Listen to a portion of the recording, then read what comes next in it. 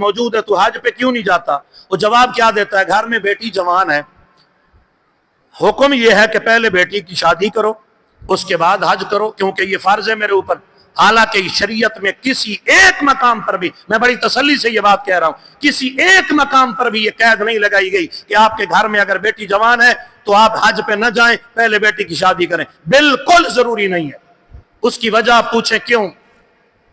کہ حج کے لیے پیسہ لگانا آپ کے لیے ضروری ہے۔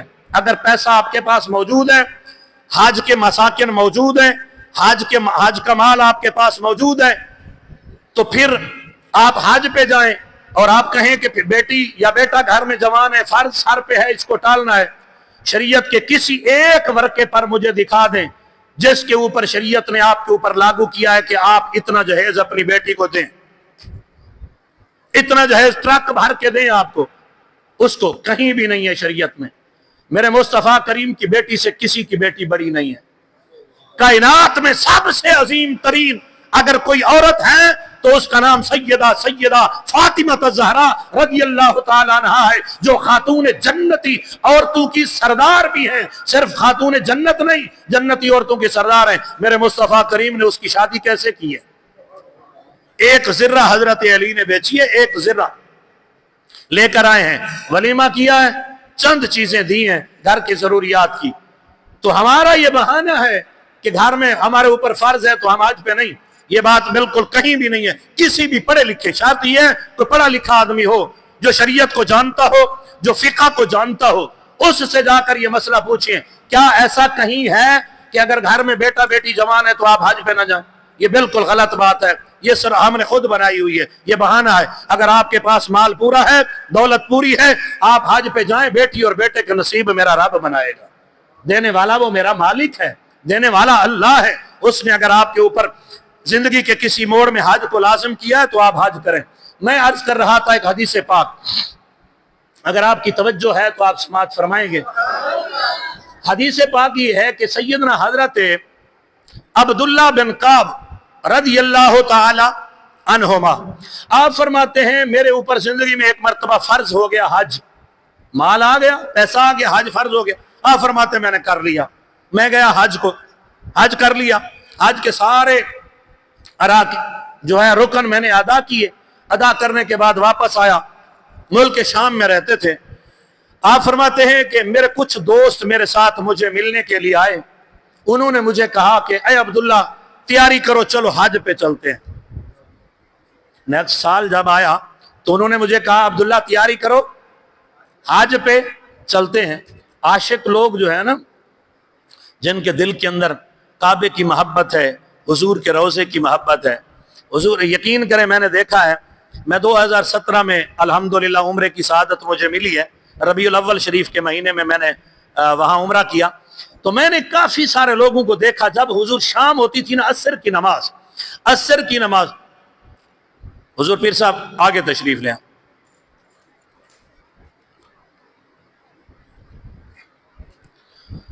اچھا، تو میں عرض کر رہا تھا، توجہ فرمائیے گا۔ فرماتے ہیں کہ کچھ میرے دوست میرے پاس آئے، ویلکم، کچھ میرے دوست، توجہ میری طرف۔ اچھا، میں وہ بات پہلے عرض کر دوں، تو میں نے حضور دیکھا عصر کی نماز کے بعد یہ اس سائیڈ پہ نا حضور کے روضے پاک کے بالکل اس سائیڈ پہ 36 نمبر گیٹ والی سائیڈ پہ کھجوریں بھی لگی ہوئی ہیں، وہاں پر میں نے کچھ لوگوں کو دیکھا، ایک دو دن دیکھتا رہا کیونکہ 8 دن میں نے وہاں گزارے، تو میں دیکھتا عصر کی نماز پڑھ کے لوگ وہاں بیٹھتے اور ایسے ہاتھ مانتے نا، ایسے حضور کے روضے کی طرف دیکھتے، ایسے کچھ بھی بالکل خاموشی سے دیکھتے۔ ایک دن ایک انڈیا کا آدمی تھا، بزرگ تھا، بالکل بوڑھا آدمی تھا، میں بھی وہاں پر بیٹھا تو اس کو میں نے دیکھا تو وہ دیکھ رہا تھا۔ میں نے اردو میں اس سے پوچھا، میں نے کہا حاجی صاحب آپ یہ ادھر کیا دیکھتے ہیں؟ میں نے کافی لوگوں کو دیکھا، آپ بھی دیکھتے ہیں۔ کہتے حضور سیدھی بات، جان گیا کہ یہ بھی کوئی مولوی ہے، کیونکہ میں نے امامہ الحمدللہ باندھا ہوا تھا، واسکٹ وغیرہ بڑا وہاں پر حضور کے گھر کا نوکر بنا ہوا تھا، تو اس نے پہچانا کہ یہ بھی کوئی شاید پڑھا لکھا آدمی ہے۔ اس نے کہا حضور مجھے لگتا ہے آپ کوئی عالم دین ہے، یہاں بیٹھی ہے۔ فرمایا کہ میں نے اندر جا کر نفل بھی پڑھے ہیں، صحن میں نفل بھی پڑھے ہیں، ان نفلوں میں اتنا مزہ نہیں دیکھا جتنا حضور کے روضے کو دیکھنے میں مجھے مزہ آیا۔ کہتے بس جی کرتا ہے دیکھتا چلا جاؤں، انوار و تجلیات کا نزول ہوتا ہے۔ तो मैं सुनिए हदीस पाक सुनिए। हजरत अब्दुल्ला बिन काब फरमाते हैं, मैंने हज जो फर्ज था वो कर लिया। मेरे कुछ दोस्त मेरे पास आए, मैं तर्ज तरन्नम की तरफ नहीं जा रहा, मैं आपको हदीस सुना रहा हूं, सुनिएगा। फरमाते हैं मुझे उन्होंने कहा कि आओ हज पे चलते हैं। मैंने कहा चलो ठीक है। मैंने तैयारी की, मेरे पास 300 दिरहम थे। कितने? 300 दिरहम थे। मैंने तैयारी कर ली।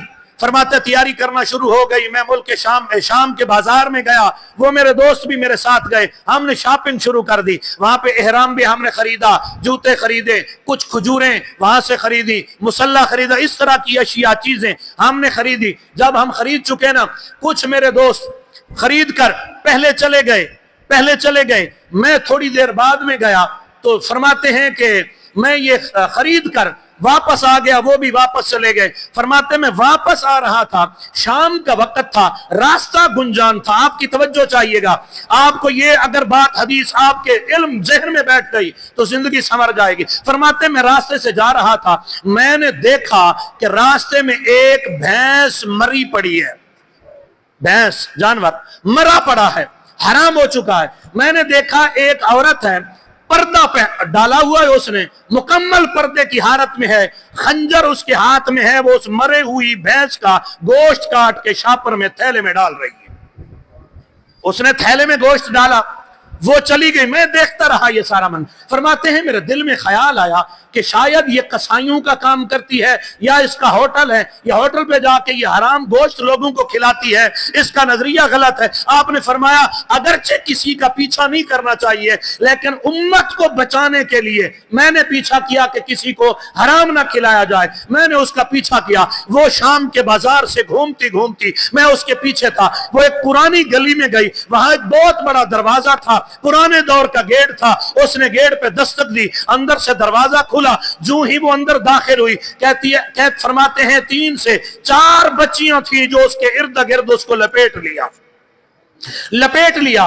उन बच्चियों को इधर से पर्दा पकड़ती है, कोई इधर से कपड़ा खींचती है। मम्मा क्या तुम खाने के लिए कुछ लाई हो?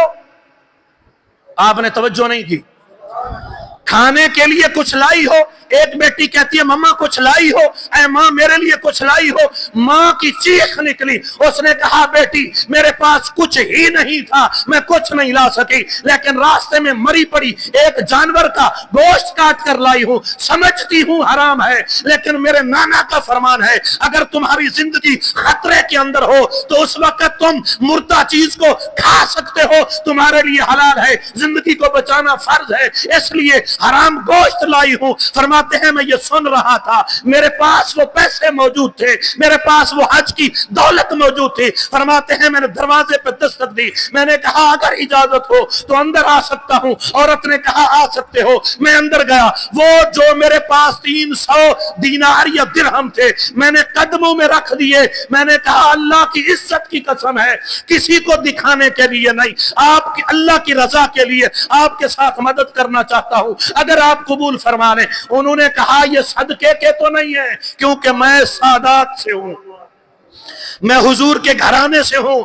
सैयद जाती हूं, सदका मेरे ऊपर हराम है, मैं सदका नहीं ले सकती, ये सदके के हैं तो तुम ले जाओ, अगर तोहफा है तो कबूल कर लूंगी। उन्होंने कहा ये तोहफा है। फरमाते हैं मैंने दे दिया। मैं वापस आया, दूसरा दिन आया, मेरे दोस्त चलकर आप जाग रहे हैं, मैं बड़ी इख्तिसार के साथ आपको पहुंचाना चाहता हूं। वहां पर आप फरमाते हैं मेरे दोस्त जिन्होंने मेरे साथ उम्रे पे हज पे जाना था मेरे घर में आ गए। उन्होंने कहा हाजी अब्दुल्ला साहब तैयारी कीजिए चले। मैंने कहा यार नहीं, मैंने इरादा तब्दील कर दिया, मैंने इरादा तब्दील कर दिया है। उन्होंने कहा यार अजीब बात है, क्या कोई प्लाट ले लिया, कोई मकान ले लिया, कोई चीज खरीद ली, कारोबार कर लिया, तिजारत में पैसे लगा दिए, बढ़ाना चाहता है इसलिए नहीं जाता। कहा बस ये राज की बात है, आप जाओ मैं नहीं जाता। फरमाते हैं वो चले गए, वो हज बैतुल्लाह की शहादत पे गए, हज किया उन्होंने, हज करके वापस आए। 6 मंथ लग गए, पैदल सफर हुआ करते थे।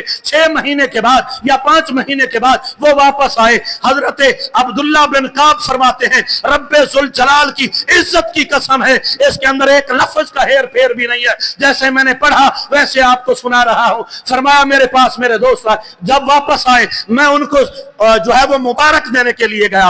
एक के पास गया, मैंने कहा यार तुम्हें मुबारक हो, तुम्हें मुबारक हो, तुम हज करके आए हो। अब समझने वाली बात यह है, अगर आप तवज्जो करेंगे तो उसने कहा मुबारकबाद देने के लिए गया, मैंने मुबारक दी। उसने कहा छोड़ यार अब्दुल्ला, तेरे साथ नहीं बनती हमारी। उसने कहा बात क्या है? मैं मुबारक देता हूं, तुम कहते हो चले जाओ। कहा कि हमारे साथ तूने धोखा किया है, इतना बड़ा मुहद्दिस होकर, इतना बड़ा आलिम होकर तूने हमारे साथ धोखा किया। तूने कहा कि मैं नहीं जाता हज पे, मैंने मीना पे भी देखा है तुझे, काबे का तवाफ करते हुए भी मैंने तुझे देखा है, तूने मेरी बात नहीं सुनी। आप फरमाते मैं हैरान हुआ, यार मुझे कहां देखा, मैं तो गया नहीं। फरमाते हैं शायद हो सकता है ये भूल गया, बंदे जैसे बंदे हजारा होते हैं। दूसरे के पास दूसरे दिन गया, उसने भी यही जवाब दिया। तीसरे के पास गया, उसने भी यही जवाब दिया। क्या तेरे पास माल आ गया? तू हमारे साथ नहीं जाना चाहता था, कह देता कि मैं नहीं जाता, लेकिन तू अकेला गया। मैंने मकाम मिना पे भी तुझे देखा, मकाम मुज़दलिफा पे भी तुझे देखा,